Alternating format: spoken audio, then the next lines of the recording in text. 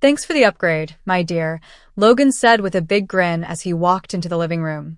He tossed his sunglasses onto the coffee table and stood there, looking way too pleased with himself. He wore a sharp suit and shiny new shoes. His luggage sat nearby, covered in fancy brand logos. First class to Hawaii, luxury hotels. This is the life I've been missing, Rachel. I couldn't help it. I burst out laughing. What's so funny? He asked, frowning. Oh, Logan, I said, shaking my head. You have no idea what you've done. My name is Rachel, and I'm 35 years old. I work in cybersecurity, and for the last 8 years, I've been married to a man who seemed charming but was nothing but trouble. Logan was always the smooth talker, the dreamer. He made everything sound exciting, like some brilliant plan. Meanwhile, I was the one making those plans work, keeping a steady job while he jumped from one bad idea to the next. I ignored the red flags, the secret bank accounts, the excuses for not making money because I wanted to believe we were a team. But last week, at 3 a.m., Logan made a mistake he couldn't talk his way out of. I was asleep upstairs when it happened. He must have waited until I was in deep sleep before sneaking downstairs to my laptop. My job had taught me to spot scams, but I never thought I'd need those skills at home. That night, Logan used my laptop to get into one of my credit cards. He copied the details, took pictures with his phone, and then slipped back into bed like nothing had happened. The next morning, as I drank my coffee, my phone started buzzing with alerts. I opened my banking app and froze. Nearly $80,000 in charges. Designer clothes, expensive watches, first-class flights to Le Havre. And then it hit me. Of course, it was Logan. But instead of panicking, I smiled. The card he used wasn't a personal account. It was a fake credit card linked to a training program. I work for a company that specializes in fraud detection, teaching businesses how to spot and stop financial crimes before they spiral out of control. Every single transaction on certain flag accounts sends an automatic alert straight to the authorities. It's a system designed to catch even the sneakiest criminals. Logan had no idea he'd just walked straight into the perfect trap. That morning, my phone buzzed with an alert, a high-risk transaction flagged on one of our test accounts. My stomach dropped as I read the details. Logan, my own husband. I called my lawyer, Olivia, right away. You're not going to believe this, I told her, recounting everything as quickly as I could. She didn't even try to hold back her laughter. Wait, let me get this straight, she said between chuckles. He stole a dummy card? The one linked to fraud detection. Exactly, I said, unable to keep the satisfaction from my voice. I don't think he had a clue what he was doing. He probably thought he was being clever. Clever? Olivia snorted. Every charge he makes is going to set off alarms. Has law enforcement reached out yet? Not yet, I said, but it's only a matter of time. For the next few days, I stayed quiet, waiting to see just how far Logan would take this. Then, 3 days later, I found a note on the kitchen counter. Taking some time for myself. Don't wait up. I knew exactly what that meant. He was using my stolen money to live it up somewhere extravagant. Each night, I watched the fraud alerts roll in. High-end restaurants. 7-star hotels. Luxury shopping sprees. Each notification felt like a small victory. He thought he was getting away with something. He had no idea he was only tightening the noose around his own neck. On the 4th day, my phone rang. Ms. Timothy? This is Wayne Rooney from Federal Investigations. We've identified significant fraudulent activity linked to your account. Do you know who might be responsible? I didn't hesitate. Yes, I said. My husband. There was a pause. Your husband? I explained everything. How the card was part of a cybersecurity program, how Logan had unknowingly used a flagged test card for his grand escape. Wayne Rooney let out a low whistle. That's a new one, he said. We'll need a formal statement, but based on what we've already flagged, he's in serious trouble. By the time Logan strolled back through our front door, his ego bloated from a week of indulgence. I was ready. He stepped into the living room like nothing had happened, wearing the spoils of his stolen spree, designer clothes, expensive accessories, even a new watch. Thanks for the upgrade, he said with a cocky grin.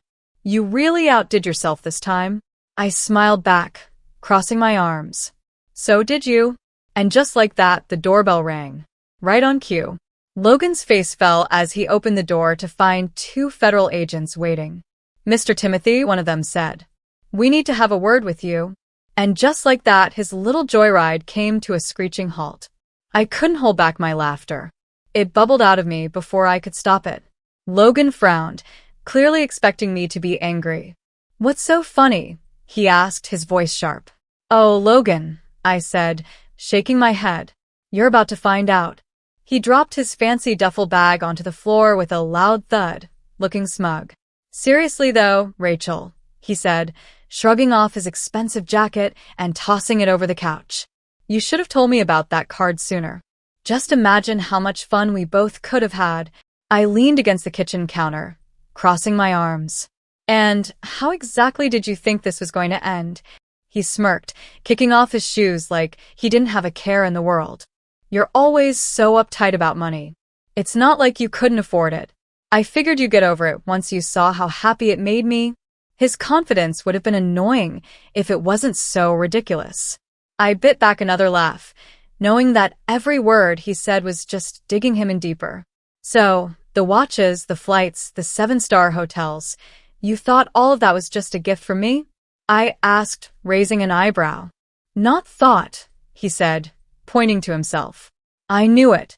It's about time you loosened up a little. I smiled, but it was the kind of smile that told him nothing. I didn't have to say a word.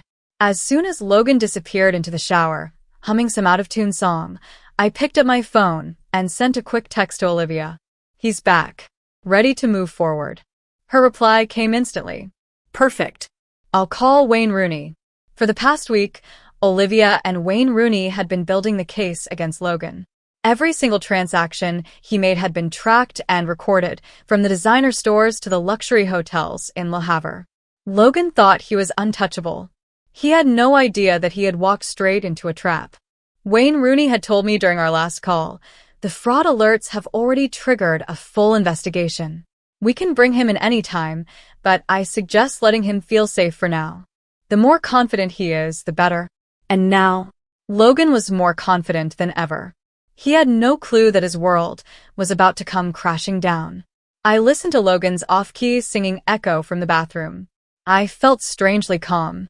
For years, I had let him take advantage of my trust, my kindness, and my stability. But this time, he was finally going to face the consequences of underestimating me. A few minutes later, Logan walked out of the bathroom, wrapped in a plush towel, grinning like he had no worries in the world. He flopped onto the couch, completely relaxed. You should have seen Le Havre, he said, digging into his bag and pulling out a shiny gold watch. The shops, the restaurants, it was like a dream. Sounds amazing, I said, leaning against the doorway. Tell me more. That was all the encouragement he needed. He launched into a long, detailed story about his week-long shopping spree, waving his hands dramatically as he talked. He went on and on about expensive meals, designer stores, and how the champagne at some fancy rooftop bar was just perfect. Every word felt like a confession. He had no idea I was recording the entire conversation on my phone, ready to send it to Wayne Rooney. And the best part? Logan said, holding up his new watch and admiring it. Nobody suspected a thing. Not even you. The next morning, I met Olivia for coffee to finalize the plan. He's got no defense, she said, scrolling through all the evidence we had gathered. The fraud alerts, the charges, and now his own words from last night. It's airtight. Wayne Rooney is ready to bring him in. They're coordinating with the local police to make the arrest. I nodded, finally feeling the weight of everything settling in. And what happens after that? Olivia sighed. He'll face multiple charges: fraud, identity theft, and unauthorized use of a financial account. With the amount of money involved, it's not going to be a small punishment. Best case? He cuts a deal and avoids jail time. Worst case? He could be locked up for years. For a brief moment, I wondered if I should feel sorry for him. But then, I remembered his smug grin, the way he flashed his stolen goods, how he never once stopped to think about the damage he had caused. This wasn't just a mistake. It was a pattern, one I had been blind to for far too long. That evening, Logan sat on the couch, scrolling through his phone, completely unaware that his world was about to come crashing down. I heard a knock at the door. My heart raced, not with fear, but with anticipation. I walked over and opened it to find Wayne Rooney standing on the porch with two uniformed officers. "Good evening, Miss Lehrman," Rooney said. His voice was calm and professional, but there was a hint of warmth. "Is Logan home?" "He's right inside," I said, stepping aside. "Come in." Logan looked up from his phone, his eyebrows pulling together in confusion. He sat up straighter. "What's going on?" he asked.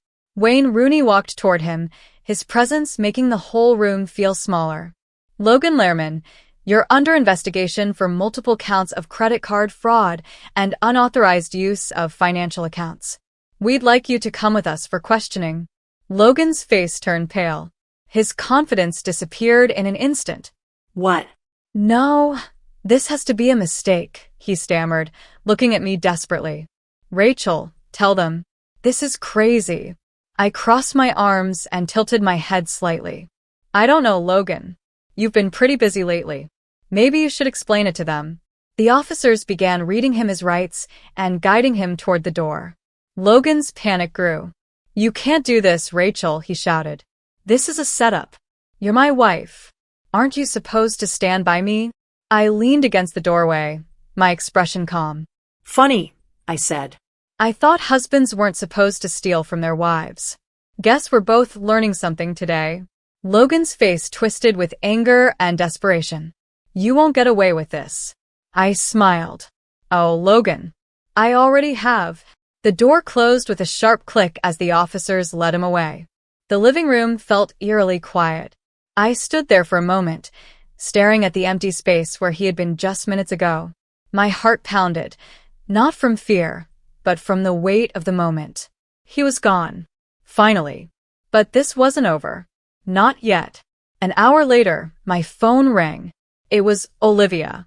"He's with Wayne Rooney now," she said, her voice steady. "They've started questioning him. From what Rooney told me, Logan's already trying to twist the story in his favor." "Of course he is," I said, rolling my eyes. "Let me guess, he's playing the victim?" "Spot on," Olivia said with a dry laugh. "He's claiming you gave him permission to use the card." "But don't worry. Between the fraud alerts, the charges, and your recording, he doesn't stand a chance." The next morning, Wayne Rooney called with an update. "We've got everything." "We need to talk," Rooney said. "Your husband, sorry, soon-to-be ex-husband, admitted to using the card. But he says he didn't know it was part of a fraud detection program. He's trying to blame the mix-up on you." "That sounds about right," I said, leaning back in my chair. "What happens next?" "We're moving forward with the charges," Rooney explained. "He's facing multiple counts of fraud and unauthorized use of a financial account. Given how much money was involved, he's looking at serious consequences. The buyer protection programs flagged all his luxury purchases, so those are being reimbursed. You won't have to pay a single cent." The relief washed over me instantly. For days, I had been carrying the weight of Logan's actions, afraid he might somehow escape the consequences. But hearing Rooney's confidence, I realized this was my victory. "Thank you," I said. "For everything." "Don't thank me," Rooney replied. "This case practically solved itself. You handled this brilliantly." The fallout hit Logan harder than I expected. Word spread quickly among our mutual friends. It wasn't long before his carefully crafted image of the charming, carefree husband started to fall apart. Judith, the woman I had suspected he was seeing, apparently dumped him the moment she heard about the charges. The designer clothes he had flaunted? Confiscated. The flights he had booked? Cancelled. The banks? They froze his accounts. One evening, my phone rang. It was a number I didn't recognize. Against my better judgment, I answered. "Rachel." Logan's voice came through, low and tired. I need to talk to you." I couldn't help but laugh. "Logan, the only thing you need to do is figure out how to explain yourself to the judge." "Please," he said, his tone shifting to desperation. "I messed up, okay? I didn't mean for it to go this far. I was just what?" I cut him off, my voice cold. Just trying to steal $80,000 from me? Just hoping I wouldn't notice? Just counting on me being too blind or too forgiving to stop you? Silence. Then, finally, in a small voice, he muttered, "I thought you loved me." I let out a sharp breath, my anger bubbling to the surface. "I did, Logan. I loved the person I thought you were." "I thought I loved you," I said. "But the person who stole from me, lied to me, and thought he could get away with it, that's not someone I could ever love." Before he could say another word, I hung up. A week later, Olivia called with an update. "Logan took a plea deal," she said. "He's avoiding jail time, but he has to pay back every cent he tried to steal. Plus, he has to complete community service. And his credit is going to be a mess for years." "That sounds fair," I said. "He always wanted to live the high life. Now he gets to see what it's like on the other side." Olivia laughed. "You're handling this way better than most people would." I smiled to myself. It's funny. For years, I thought Logan was the one keeping our marriage together. I thought his charm, his big ideas, and his ambition were what kept us moving forward. But now I see it clearly. I was the one holding everything up. He was just dead weight. The day my divorce papers came through, I poured myself a glass of wine and sat on the couch, looking around my apartment. Logan's absence wasn't a loss. It was a gift. A chance to start fresh. A chance to rebuild my life without his constant selfishness hanging over me. As I sipped my wine, I thought about that moment he had walked through the door, so full of himself, showing off his stolen goods like he had won some prize. He had been so confident, so sure that he was the smart one. And now he was the one paying the price. For the first time in years, I felt truly free. This wasn't just the end of a marriage. It was the beginning of a life that was finally mine. The apartment felt quiet in the days after Logan's arrest. His things were gone, what little he hadn't sold or stuffed into his designer bag. But the space felt lighter, as if the weight of his betrayal had been lifted along with him. And for the first time in a long time, I could breathe. For the first time in years, I could sit in my own home without feeling a shadow over me. One afternoon, Olivia stopped by to drop off some final paperwork. She sat on the couch with her usual no-nonsense attitude and looked at me. "How are you holding up?" she asked. "Better than I thought I would," I admitted, handing her a cup of coffee. "It's strange, but I don't even feel angry anymore. Just relieved." She smiled knowingly. "That's because you've already won. You didn't just survive this, Rachel. You came out stronger." I thought about that as we went through the documents, finalizing the details of Logan's financial restitution. It wasn't just about the money, though knowing he had to pay back every cent felt satisfying. It was about finally getting my life back. For years, I had let Logan control things, believing it was easier to keep the peace. But now, I understood, peace built on silence and compromise wasn't peace at all. A week later, the official divorce papers arrived. They came in a plain envelope that felt way too small to hold something so huge. I held it for a moment, letting the weight of it sink in before opening it. My eyes scanned the legal jargon until I found the words that mattered most. Finalized. Irrevocable. I sat down at the kitchen table, holding the letter in my hands, and allowed myself a moment to take it all in. This wasn't the life I had imagined when I married Logan. I had dreamed of stability, partnership, and a future built on trust. But looking around at the home I had rebuilt for myself, I realized I had something better. Freedom. Clarity. And the knowledge that I was stronger than I had ever given myself credit for.